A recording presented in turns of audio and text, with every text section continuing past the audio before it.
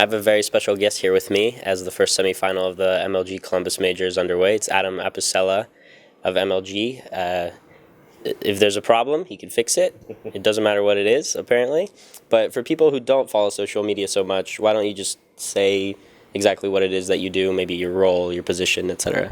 Sure. I am the Senior Director of Events at Activision Blizzard Media, formerly in charge of the league and all the events at Major League Gaming. So I've been there for 13 years. So, yeah. Yeah, 13 years, over 100 events, I believe. Correct. Yes, Yeah. so I got that. Okay, so when all this started, and obviously it's months in the planning, I just want to know if you guys set out with the idea that you would have this exact, very interactive role. Like, was that planned for from the beginning of the major?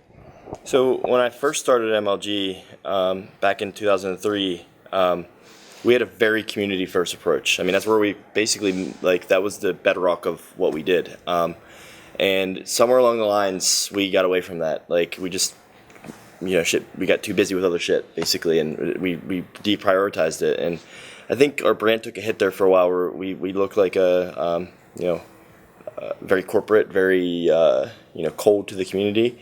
And right around when we did our first Dota, after the backlash with StarCraft, the lack of transparency and kind of the flawed exit we had with that in terms of when we stopped running StarCraft for a little while, we kind of looked at it and said, we should have handled this a lot better. And when we went into Dota, I asked if I could, kind of engage the community direct, and so I got a little bit of rope to go and try it out. And when we started planning Dota, we didn't know how to run Dota. We'd never run it before, so I asked the community, and every day I was gathering feedback. And it's almost like free advice. It's like this collaborative effort with the community where we kind of come up with a loose plan, get their opinion, we make the changes based on what they are advising us on, and that event ended up being in many regards, in the community standards, one of the best Dota events of all time.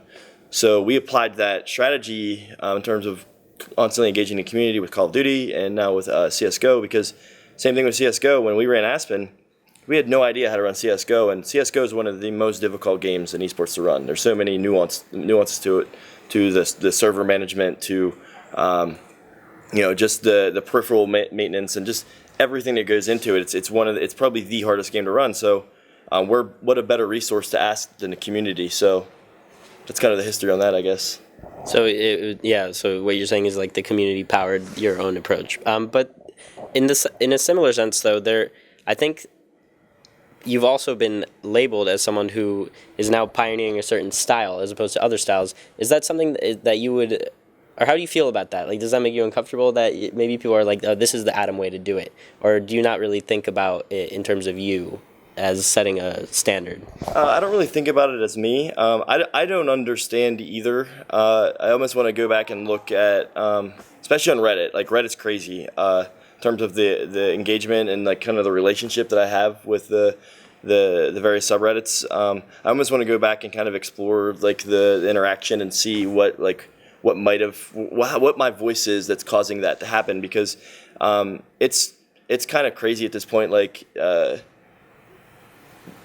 We can do something wrong and almost people will come and defend us because we've had such a string of goodwill with them. And I'm not uncomfortable with it at all. But I do think there's further inspection that needs to be done on what exactly is going into that strategy that's making it so successful.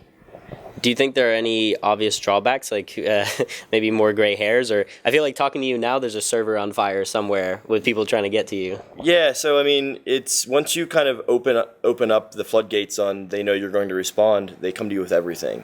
And I was in an interview earlier, I was telling somebody I'm kind of uniquely positioned at MLG to be able to handle a lot of this stuff, in that I slightly manage a lot of stuff here. Just, not only because of the position I'm in, but by virtue of being here for so long.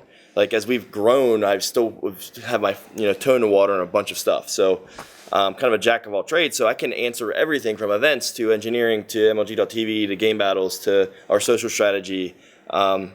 So I guess the drawback is that I do work probably. I go to work at 8 a.m. I come back at 7 p.m. I have a few hours, take a few hours of downtime, and then I'm back on answering stuff on my phone or my computer till midnight, 1 o'clock. So it's access is there. It's kind of a beast on its own now. It's hard to manage. Yeah, that's pretty hectic. What was the most stressful, not controversy, that's the wrong word, but what was the most stressful decision you had to make regarding the major? Like, a lot of stuff came up, over the months. What was the one that caused the most stress, that was hardest to work around? The one thing that we were there's a few, maybe there's, I'd say three. There's a few. The one that I think we were most nervous about as from with our event hat, like with my event hat on and like being producing a show, we were worried scared, like we were very worried. If we can edit that out, that was terrible. We were very worried about the four best of threes on Friday, even before Katowice, because we were looking at the show and even just program time, right? It's potentially 12 hours. And then you have 30 minutes of setup time for each team at the beginning of each match. You have 10-minute breaks between each round, each game, and there's also OT. So you're looking at like really a potential of 15 to 17 hours of game time without delays. With assuming we have we don't have any fuck ups, everything goes great, and so the decision to move one of the quarters to Saturday, and obviously it comes with its own negativity of like a team has to play 2 matches, et cetera, et cetera. That was probably one of the more controversial operational decisions we had to make. And 2 other situations that just weren't pleasant to deal with. That and we really feel for everyone involved. One is the Mongol situation. That was terrible because I know how much it meant to them. And we once we found out about the situation and that they were in kind of dire straits, we did everything we could, and we thought we had it. We thought we were going to be able to get them through, and that one sucked to not have them here, have them at that event, the qualifier. And then the Pith situation with NIP, that one I wish they would have reached out to us sooner. We found out on Good Friday that when the embassy was closed that they were having issues. So if they would have let us know when we had invited them back in December that hey, we're going to have some visa issues, we would have thrown our full might against it. I'm 100% confident we would have got him through. And there are 2 questions also that came up during this event. One of them was the booth question, or the sound question. I don't want you to recap completely your long post about why booths are not always needed, but do you think that question has been settled, or do you think it's like going to be a reoccurring issue? Because it seems like people go various ways on it. So I'm not a sound engineer, so I don't want to. I'll speak in very broad terms, right? Because I don't want to get dissected for something that I'm not an expert in, obviously. But just broadly speaking, I own soundproof booths. They're made of sound dampening material. They have, and basically, how soundproof booths work is they're all the same. That's all the same thing. It's a box that people sit in to play, and there's white noise generators inside. There's speakers in the corners that pump in ambient white noise. You can still hear. I don't care if it's international, I don't care if it's the DreamHack booths, I don't care if it's MLGs, I don't care if it's ESLs, you can still hear, because there's nothing soundproof. It's like, unless we're cutting off the oxygen, there's no way to make it soundproof. And the roar of the crowd, when you have 12,000 people roaring, that vibration, sound's vibration, it's going to hit that booth, and you can feel it, no matter what, if you're sitting on an open air stage or in a booth. So I think it's blown out of proportion because the community perceives these booths as this tank that they're in, that they are completely, in a different environment, a different locale than what they are. But we have a few measures in place. First off, from a sound engineering standpoint, in the stadium, our speaker line is very far in front of the players. So even without even anything on, if you're sitting on a stage, you can't make out the commentary without this. Our admins even. Then we have the Plantronics Commander headsets that LCS uses. And LCS actually does an audio mix in ear. So they do game sounds, player comms, and white noise all in one mix just in the ear. We actually throw in earbuds underneath with ambient noise in the over ear. So we have an extra layer of protection than what LCS currently uses, and they do stadium shows.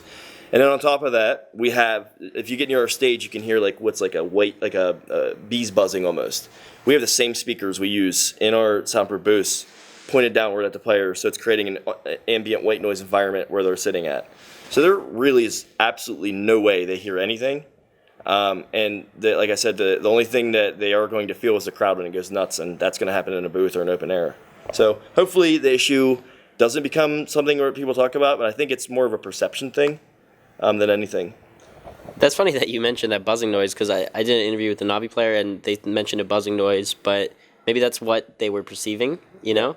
And they also, one of them said something about like a subwoofer that was making like the table shake. Did you talk to Navi about that or like try to fix that? It's the I did speak to Navi about it, and I don't know if it's I didn't speak to Navi about it. Let me clarify. I saw the tweet from was it Guardian or and I did explore it a little bit. I talked to I'm not I don't have can't attach to two players, but two players from Navi at the hotel last night.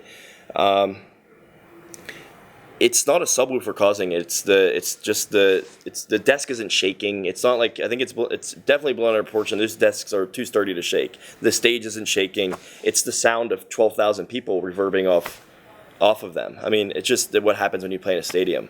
Right. And the other thing I wanted to talk about was Dave the Superfan. People love Dave the Superfan, but at TiVo Season 8, there was also really rowdy fans, and that started a discussion. And I just want to know, do you think people like that contribute more than they draw back? Or like, because some people will say that it kind of takes away from the viewing experience. What are your thoughts on that kind of, like, really rowdy fans? So it's a predicament for organizers, right? It's just like in baseball. From a sanctity of the game standpoint, they stealing. You know, they yell that. I mean, in terms of letting tipping off their home team or whatever that something's going on. So that type of stuff happens, and I don't think it's so much of a concern of what you're getting at. Is it almost affects the viewing experience for other people, whether on stream or in there, and it puts us in a weird predicament because how can you walk up to somebody and say, "Don't have this much fun, don't be that rowdy, tone it down"? And it's like it's an awkward situation, and is that really something that we can do to go up to somebody and say, "Cheer less"? Be less like, and this is a subjective statement, but if I was, somebody that felt this way, be less obnoxious, right? Because if that was my opinion of the person, and I don't think we are able to do that. I think that we can do stuff like moving the in-game, the mics we have to pick up crowd noise so that it doesn't affect the stream as much. But I think it's a really dicey path to walk down to tell fans to curb their fandom because it's annoying people that are cheering too loud. Yeah, makes sense to me, but. Oh, not but future question. I don't know if you can answer it. Will we see more MLG CS events? Absolutely. Absolutely? 100%.